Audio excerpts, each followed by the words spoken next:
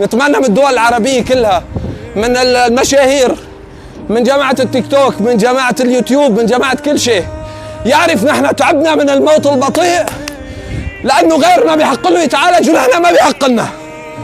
بس هيك. طيب أنا بقول لكم وصلوا لنا صوتنا يا ناس، منعلي صوتنا أكثر، منصيح من هون ليوصل الصوت لآخر الدنيا. الأخ بيقول عم بيعيط وطالع خلقه وبيحكي كلام ماله، خايف على مشاعر أولادك؟ خايف يتعلم كلمة جحش يا جحش؟ أنا تعبت من كتر ما بدخل أمانة لا تشر لي، ماني مهدي، والعجب منيح والما عجب ولا أجري.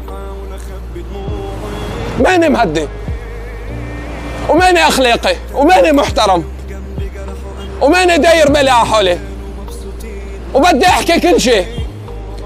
عندنا 3100 مريض سرطان، كل يوم عم بتزيد الإصابات، بعد الزلزال صاروا 1100، هدول قاعدين بس عصافير عم تنخرق وبتموت. عم بشد على طنابتي لأنك أنت خنزير. أنا عم بعمل لبري نفسي أمام رب العالمين. وقت اللي بده يجد الجد بده يتغير التعامل. ما هو يعني إذا إعلامي بقعد بسولف وبعلق على فلان قطعته النخوة من رؤوس الإعلاميين كلياتها، لأنه بيخاف من قيل وقال. وأنا بقول لكم كل زملائي طلعوا اشتغلوا، حط كلام الناس تحت صرميتك وكلام اللي قاعد تحت المكيف والعلاق تحت صرميتك واطلع.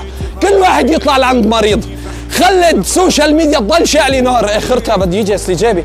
اعمل عليك وقل اعملوا، ماني حذف ولا كلمة، والعجب منيح والمعجب يصطفي. انشاء مركز ضروري، نحن بحاجة، ساعدونا اللي برا واللي جوا الانشاء مركز. ما هو كل شيء، نحن اقوياء في العسكرة وفي الثورة السورية، نحن اقوياء انسانيا، نحن بننقهر. الرسول بكى على ابنه، اللهم صل على سيدنا محمد. عسكريا نحن اقوياء، ما لنا بحاجة حدا، ولكن نحن انسانيا بحاجة بعضنا.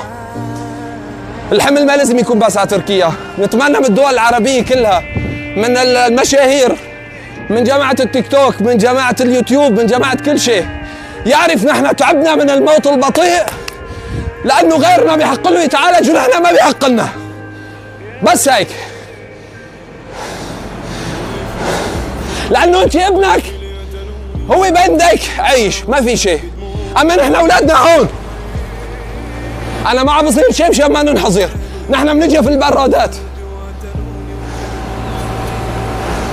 مثلك اللي عينين ولا تم ولا حنجرة ولا سوالف، الكل يتحرك. والله العظيم لا يغير الله ما بقوم حتى يغيروا ما بأنفسهم.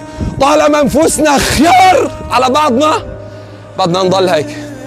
صار بدنا تنظيف على السوا، كلنا بنغلط. أشوف فكرني أنا شيخ؟ لا ماني شيخ، بطلع وبشوف وبعمل وكل شيء، بس وقت بيجد الجد لازم توقف قدام مسؤوليتك هالساعة، ما تاخذ منك شيء. أنا تعبت إني صادق المريض ورافقه وكل شيء، وآخر شيء عزة فيه.